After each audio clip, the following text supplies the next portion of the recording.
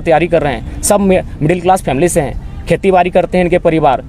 माँ जेवर गिरवी रख कर भेजी है तो पिताजी घरों के पशु को गिरवी रख कर यहाँ तक भेजते हैं। और इस कंडीशन में आप 60-40 की बात करते हैं, 40% सीधे बाहर को बेच रहे हैं। और जब हम लोग आंदोलन करते हैं तो आप संविधान की बात करते हैं। अभी हम लॉजिकली बात करना चाहेंगे कि उड़ीसा का इंजीनियरिंग कॉलेज का फॉर्म आया, उसमें साफ शब्दों में लिखा है कि जो भी गवर्नमेंट कॉलेज है वो अन्य राज्यों के स्टूडेंट का एडमिशन ले ही नहीं सकते हैं, उनका एडमिशन केवल और केवल प्राइवेट सेक्टर में हो सकता है। तो जब उड़ीसा भी इसी संवैधानिक देश में है, वो यदि अपने लिए नियम कानून प्रावधान कर सकता है कि केवल और केवल उड़ीसा के ही छात्रों का एडमिशन होगा, हम तो नौकरियों पर आए हैं, वहाँ तो एडमिशन तक नहीं हो सकता है। चूँकि हमारे पास कागज़ भी है, चाहे तो हम लोग दिखाना चाहेंगे। लेकिन ये सरकार के लोग तो बोल रहे हैं कि टेम्पोररी तौर पर आया है ना, अभी उसके बाद तो जब ऑलरेडी 3600 टीचर की बहाली में अनुमान है कि 1200 टीचर बाहर के बन चुके हैं।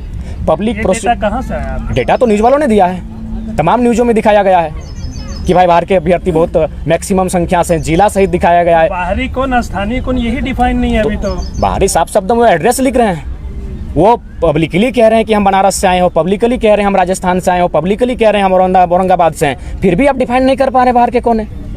ये तो बड़ा दुर्भाग्य का विषय है।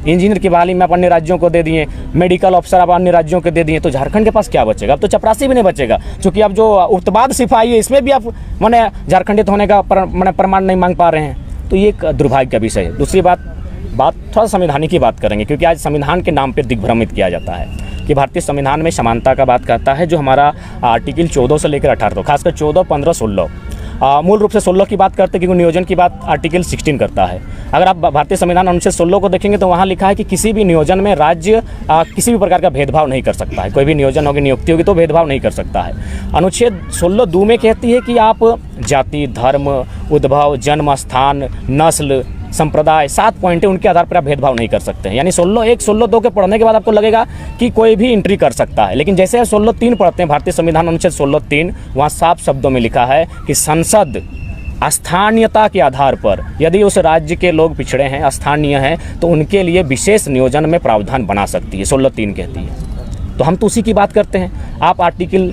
46 में चले जाइए।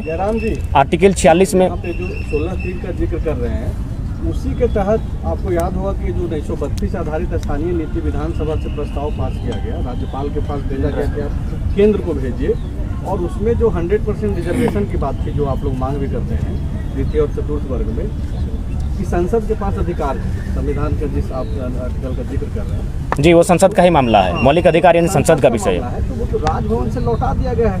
अभी जो समन्वय समिति की बैठक हुई गुरु जी के अध्यक्षता में, उसमें भी बात हुआ कि फिर से उसी बिल को जो है हम लोग फिर से भेजें राज्यपाल। तो हम लोग भी लगातार वही कह रहे हैं कि आप फिर से भेजिए, जो त्रुटियां हुई हैं उनको निराकरण करते फिर से भेजिए। आर्टिकल 6 बीजेपी से क्या सवाल आप लोगों के मन में है? क्योंकि देखिए, राज्यपाल ठीक है, संवैधानिक व्यवस्था है, लेकिन किस टाइप से व्यवस्था है सबको मालूम है। देखिए, उस पर हमारा ये जो चीज़ें लौट रही है और जो आप लोग मांग कर रहे हैं, तो रोड़ा जो बन रहा है लोग, उस पर कैसे समाधान होगा? जी, जेएमएम के बाद हम लोग बीजेपी पर भी आएंगे, उसके लिए हमारी रणनीतियाँ बन रही हैं। इस जब आंदोलन के लिए आए तो कोई बक्से नहीं जाएंगे उसके।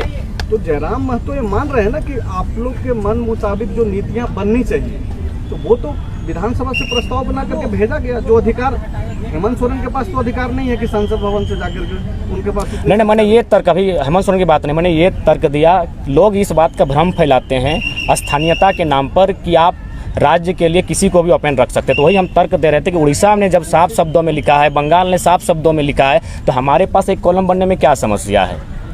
कोई भी बहालियाँ अभी जो लेटेस्ट आई हैं वो तो साफ साफ लिखा है कि भारत का नागरिक हो प्लस बिहार राज्य का मूल निवासी हो, भारत का नागरिक हो, बंगाल का मूल निवासी हो। तो हम लोग भी झारखंड का मूल निवासी, वही कॉलम की तो बात कर रहे हैं। दूसरा बात, नीति निर्देशक तत्व का जो आर्टिकल 46, उसमें भी लिखा है कि राज्य अपने राज्य के दुर्बल लोगों के लिए कानून बना सकता है। कहाँ? शैक्षणिक और आर्थिक स्थिति को प्रोत्साहन करने के लिए, दुर्बल लोगों के लिए। तो क्या हम लोग झारखंड के लोग सबल हो चुके हैं? ये अब राज्य का मसला है। नीति निर्देशक तत्व आर्टिकल 46 में लिखा है कि दुर्बल लोगों के प्रोत्साहन के लिए, आर्थिक और शैक्षणिक प्रोत्साहन के लिए आप नीति नियम बना सकते हैं। तो क्या हम लोग सबल हो चुके हैं? हम कितने सबल हुए? हम तो ज़मीनें बेचकर अपना गुजर बसर कर रहे हैं, तो हम तो सबल नहीं हुए हैं। लेकिन जो चीज़ें आप बोल रहे हैं वही चीज़ें तो सरकार में शामिल लोग भी कर रहे हैं, जो अभी जिसका जिक्र संजय भैया कर रहे थे। उन्होंने बोला कि फिर से भेजेंगे इसको राज्यपाल के पास, तो बिल्कुल भेजे। तो फिर आंदोलन किस बात को लेकर? आंदोलन इस बात का कि आंदोलन के कारण ही 1932 चर्चा में है विधानसभा में। अगर क्या चाहते हैं आप लोग, वैकेंसी निकले या फिर नहीं निकले? नहीं, देखिए हम लोग चाहते हैं कि कम से कम आप जो आप कह रहे हैं कि टेम्प्रोरी है, तो टेम्प्रोरी भी किस प्रकार का होगा? टेम्प्रोरी भी है तो ठीक है, तो क्या आप इसका मतलब टेम्प्रोरी, इसका मतलब सारी बहालियों को बांट देंगे क्या? उसमें आप जो लोकेलिटी का सब मैंने बैरियर को डिलीट कर चुके हैं, लोकल भाषा के बारे में चर्चा नहीं होगी, मैंने संस्कृति के बारे में चर्चा नहीं होगी, सीधे आप इंग्लिश को लोकल लैंग्वेज बना दीजिए। क्या ये आधार हो सकता है टेम्प्रोरी बहाली में? क्या इसके माध्यम से आप रोक सकते हैं? आप जिला वाइज सर्वे करते हैं, जिला वाइज कौन सी भाषाएं हैं उसके आधार पर आप GSGK का पेपर सेट करते हैं, ये तो आप कर सकते हैं। ये तो संविधान का हनन नहीं होगा। जिस प्रकार उड़ीसा अपने उड़िया लैंग्वेज को लेकर एक बैरियर बना देती है, आपके पास अब जिला वाइज सर्वे करके, जो इससे पूर्व होती थी यार, अब जो 2-3 भाषाएं, क्योंकि झारखंड में एक भाषाएं पॉसिबल नहीं है, तो इसीलिए मेरा मानना है कि आप जिला वाइज सर्वे करते हुए इस टेम्प्रोरी बहाली को भी लोगों के पहुंच से अन्य राज्यों की, और ये हम नहीं कह रहे हैं, चीफ जस्टिस ऑफ इंडिया पूर्व में M हिदायतुल्लाह ने भी साफ कहा है कि यदि राज्य चाहे तो विकसित राज्यों के अभ्यर्थियों के अतिक्रमण को रोकने के लिए कानून बनाए। टेम्प्रोरी में भी कानून बनता है। आप 40% बेच रहे हैं। बहुत समय लग